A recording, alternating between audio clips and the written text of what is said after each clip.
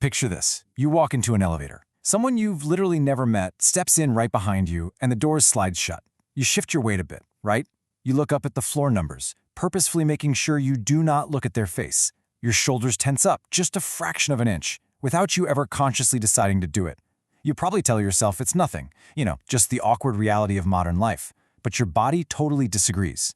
And welcome to this explainer, because the real reason you feel this way is far stranger and honestly far more fascinating than just simple social awkwardness. Okay, let's dive into this. We usually blame this everyday discomfort on a failure of manners, or we label ourselves as shy or introverted or just weird. But researchers have discovered it actually has absolutely nothing to do with manners. It's not a glitch in your personality. It is, in fact, a highly tuned survival decision. Your brain is running this ancient, invisible algorithm, constantly evaluating a profound question that has kept your ancestors alive for millennia. What we're really looking at here is a straight-up biological mystery. This internal red alert, it's been playing out since before our species even had language, before we harnessed fire, and long before we even invented the concept, or the word, stranger. You are not just being socially awkward when you step into that elevator. You're being ancient. You are carrying a 300,000-year-old survival habit right into a modern glass box. To really understand why this happens, we have to look at the numbers, specifically the number 150. See, for most of human history, you lived in a tight-knit group of fewer than 150 people. A researcher named Robin Dunbar spent years studying how brain size relates to group size across different animals, and he discovered this mathematical limit. The bigger an animal's brain, especially that thinking part at the front, the more relationships it can successfully track. For humans, our hardware literally maxes out at about 150 people. Past that, your brain simply runs out of processing power to remember who everyone is, what their motivations are, and whether or not they can actually be trusted. Think about the massive contrast here. Inside that limit of 150 familiar faces, almost everyone you saw you already knew. You knew their voice, you knew deep in your gut if they had helped you or hurt you in the past. But an unknown stranger, a face outside that limit? For the vast majority of human history, a stranger walking into your camp was never just a harmless passing moment. A stranger was a massive, walking survival question mark that demanded an immediate answer. So your ancient brain immediately fires off this subconscious, rapid-fire danger check. It asks, are they alone? Are they carrying a weapon? Are they hungry enough to try and take what's yours? Our ancestors simply did not have the luxury of time to figure this out slowly. And this brilliantly illustrates exactly how our brains adapted to solve that life-or-death problem. Because there was no time to wait around, the brain built a biological shortcut. It decided, figure out if they're dangerous first, figure out if they're a good person later. This shortcut lives right inside a tiny almond-shaped structure called the amygdala. Think of the amygdala as your built-in primal alarm system. The researcher Joseph Ledoux studied this and found that the amygdala can actually trigger fear before the slower, logical part of your brain even gets a chance to boot up. By the time you consciously notice that stranger in the elevator, your alarm system has already made its decision. So, how does that ancient decision show up today? Well, exactly like this. It shows up as that sudden, weird tension in your shoulders. It's your eyes darting away to avoid eye contact. It's your hand instinctively reaching for your phone, and not because you actually have a text, but because it gives your body a physical task to do besides staring at a potential threat. None of this is you being rude. It is literally a 300,000-year-old physical reaction playing out in a 30-second elevator ride. But here's where the mystery really deepens.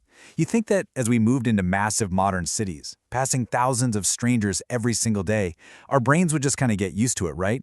But that uneasy feeling never actually went away. It just changed shape. Stanley Milgram, a really prominent researcher, studied this exact phenomenon in crowded cities. And he coined a brilliant term for it: stimulus overload. Your social radar, which was built to perfectly track 150 faces, is now being flooded with thousands of unfamiliar faces daily. Because your brain cannot possibly run its ancient rapid-fire danger check on every single person on a crowded sidewalk, it adapts. It builds walls. This is exactly why people in big cities tend to avoid eye contact way more than people in small towns. It isn't that city dwellers are just cold or unfriendly. It's that their ancient alarm systems are so incredibly overwhelmed, they are subconsciously choosing to partially shut down rather than sound the alarm 1,000 times a minute. It's just a biological coping mechanism. Which brings us to a really interesting puzzle. If city living just numbs us out, why does a single stranger walking toward us on an empty street still completely terrify us? Well, because your brain isn't just running a danger check on the person, it's also running a constant settings check. It is continuously weighing the background environment, and these two checks are very often arguing with each other. Now, what's really interesting about this slide is how the setting changes absolutely everything. The researcher Robert Sapolsky spent decades studying stress in primates, and he found that the presence of other people completely alters how our bodies perceive danger.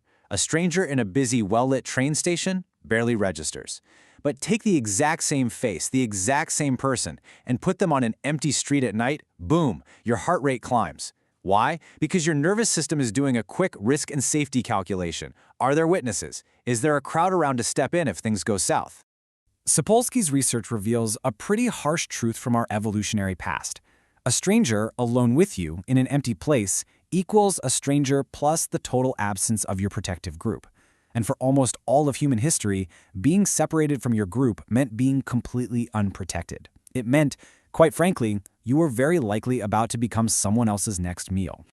This also perfectly explains why a stranger's silence is just so deeply unsettling. A 2009 study on unfamiliar faces found that we actually rate strangers as significantly more threatening when they are completely silent and still. Why is that?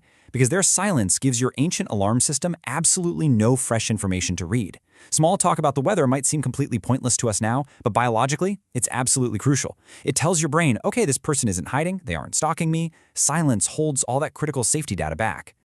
So the crucial point is this ultimate twist in our investigation. The discomfort you feel isn't really about the stranger at all. It is entirely about missing information. Your brain doesn't inherently fear other people. What it fears is the vast, unpredictable unknown. And right now, that unknown just happens to be standing there wearing a human shape. And honestly, this is exactly why tiny, seemingly insignificant little interactions work like absolute magic to turn off the alarm. A simple nod, holding a door open, a quick sorry when you bump shoulders. The moment a stranger provides just one of these signals, your discomfort drops instantly. You haven't actually learned anything profound about their moral character in that half second, but your brain treats it like you have. Historically, those tiny interactions prove that the person was making a conscious choice to connect rather than to fight. It rapidly de-escalates your amygdala.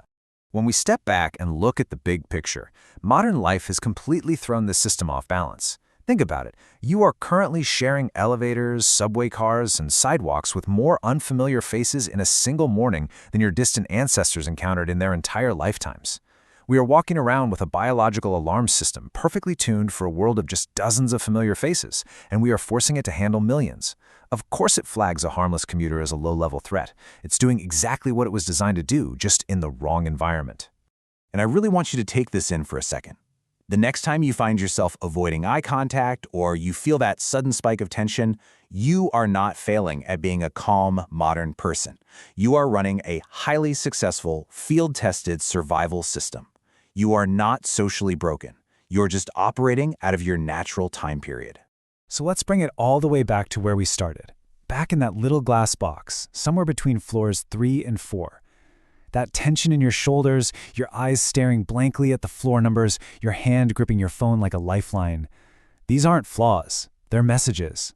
They are protective whispers from every single ancestor who survived long enough for you to exist today. They are still standing guard.